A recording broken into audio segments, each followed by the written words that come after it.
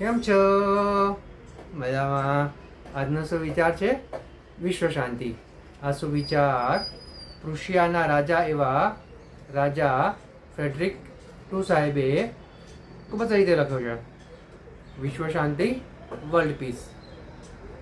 જો મારા સૈનિકો વિચારવાનું શરૂ કરી દે તો બને કે મારી સેનામાં એક પણ સૈનિક ના હોય.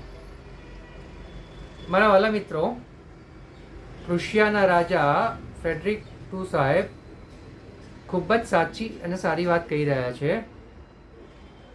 આપણે જોયું હોય છે કે જે સૈનિકો હોય, જે સૈનિકોના પેરાડાઇમ્સ એવા બનાવવામાં આવે છે, તેમની એવી માન્યતાઓ થોપવામાં આવે છે કે તેઓ હંમેશા રાજાનું અને સેનાપતિનું જ માને. તેઓ જ્યારે લડવા જાય છે ત્યારે પોતાનું કોઈ દિમાગ ચલાવતા નથી, પરંતુ ફક્ત અને ફક્ત તેમના સેનાપતિના એટલે તેમના રાજાના ઓર્ડર ફોલો કરતા હોય છે. આ જરૂરી પણ છે, કારણ કે ત્યાં યુદ્ધ જીતવાનું હોય છે અને જે રાજા અને સેનાપતિ પોતાના દેશ માટે સારું વિચારતા હોય, પોતાના રાજ્ય માટે સારું વિચારતા હોય, એ પ્રમાણે કામ કરવાનું હોય છે. પરંતુ જ્યારે કોઈ વ્યક્તિ લોકશાહીમાં જીવતો હોય અને એના જો વિચારો પેલા સૈનિક જેવા થઈ ગયા હોય, પોતાને ના વિચારવું હોય અને ફક્ત બીજાના કહેવા પ્રમાણે જ કામ કરવું હોય, તો પેલા સૈનિકમાં અને લોકશાહીમાં રહેતા વ્યક્તિમાં કોઈ જ ફરક રહેતો નથી. માટે જો લોકશાહીમાં રહેતી વ્યક્તિએ પોતાનો વિકાસ કરવો હશે તો પોતાની રીતે વિચારવું પડશે. પોતાને જે સારું અને સાચું લાગતું હોય અને જે ખરેખર સારું અને સાચું હોવું જોઈએ તેની ઉપર તેણે કામ કરવું જોઈએ. ધીરે ધીરે આગળ વધવું જોઈએ. પોતે પણ આગળ વધશે અને સાથે સાથે પોતાની સાથે સંકળાયેલા લોકોને પણ આગળ લઈ જશે.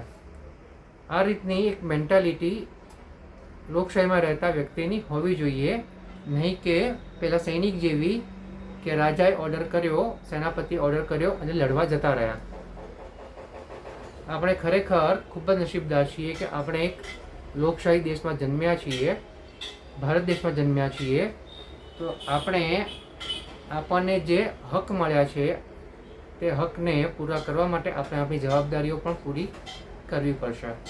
અને આપણો જે હક છે કે આપણે દેશમાં જન્મ્યા છીએ, તો આપણે આપણું મન, આપણું મગજ પણ વાપરવાનું છે.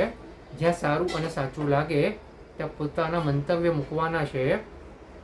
મંતવ્ય મૂકીને તેની ઉપર કામ કરવાનું છે અને ધીરે ધીરે આગળ વધીને પોતાની સાથે સાથે બીજા લોકોને લઈને આખા દેશને આગળ વધારવાનો છે.